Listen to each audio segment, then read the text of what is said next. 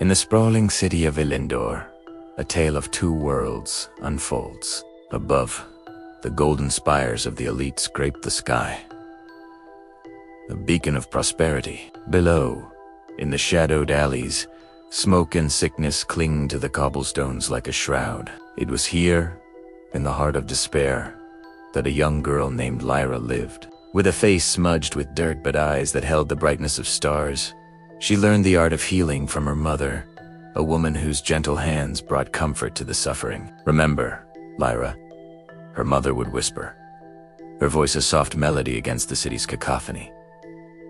"Every soul deserves mercy, even when the world shows you none." Lyra, absorbing this lesson like a prayer, would nod. "I will, Mama, always." But one night, the fragile peace of their world was shattered. The sound of breaking glass, the sudden roar of flames. Lyra's world turned to fire and fear. "Mama!" she cried out. Her mother's last command was a desperate plea. "Go, run, Lyra. Don't look back."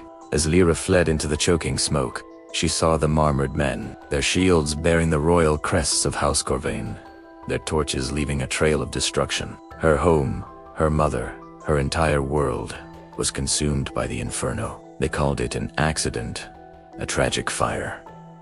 But I saw the truth. That night, Mercy died in the slums of Elyndor. And in its place, something far more terrible was born. Years passed. The bright-eyed girl was gone, replaced by a woman consumed by a singular, burning obsession deep within the city's hidden catacombs. Lyra Vale worked tirelessly. Before her, on the stonework bench, a strange, red crystal pulsed with an eerie light. This was her new work, her life's purpose. "If they crave power," she murmured to the echoing darkness, her voice cold and sharp as obsidian, "then I'll give them power, enough to tear their entire kingdom apart." With a final, decisive strike, she crushed the crystal. A fine, crimson dust swirled into the air, catching the light like malevolent fireflies. The world would soon know her not as Lyra, the healer's daughter, but as Crimson Vale. She re-emerged into the light, a phantom of her former self, dressed in pristine white silk, a stark contrast to the darkness in her heart. Lyra addressed the suffering masses of Elyndor. Her voice, once a quiet comfort, now boomed with a messianic fervor. "People of Elyndor, I bring you hope, a cure for your sickness, a light for your darkness." The crowds roared her name, their desperation making them blind. They saw a savior, an angel in white. They didn't see the rage burning behind her placid smile. The medicine she distributed, a cure for their ailments, sparkled with the same faint, red dust from her laboratory. The seeds of her revenge were sown, disguised as an act of charity. In a secret chamber, hidden from the prying eyes of the city, Crimson Vale sat upon a throne of obsidian and glass. A cloaked informant knelt before her, delivering the news she had been waiting for. "The nobles drink your potions, my lady. Their hearts grow weaker every day." A slow, cruel smile spread across her face. "Good," she replied, her voice dropping to a chilling whisper. "Soon they'll beg for my mercy." She paused, the smile turning into a smirk. "And they will learn I have none left to give." Her plan was working perfectly. Across the city's opulent districts, the rich and powerful began to lose their minds, plagued by terrifying hallucinations. Meanwhile, in the slums, the poor chanted her name like a prayer. "Vale! Vale! The Red Angel." Even the city guard fell under her influence, their eyes glowing with a faint, crimson light as they pledged allegiance to their new master. A crimson banner, her banner, was unfurled over the royal palace.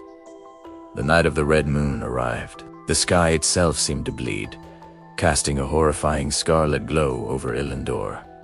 Panic erupted in the royal castle. Smoke, thick and red, filled the grand halls. King Corvain, the man whose sigil had been on the armor of his mother's murderers, screamed in terror.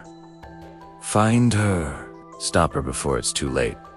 But it was already too late. The grand doors of the throne room burst open. In walked Crimson Vale, her red cloak flowing behind her like a river of blood, her eyes glowing with an unholy light. "Too late, your majesty," she announced, her voice echoing with the finality of a death knell. "Elyndor already belongs to me." The king, desperate and broken, fell to his knees. "You're the healer's child. Lyra, isn't it? Please, I beg you." Her voice cut through his plea, quiet and deadly. "You begged for mercy once. So did my mother." She raised a hand, a shard of glowing crimson dust held between her fingers.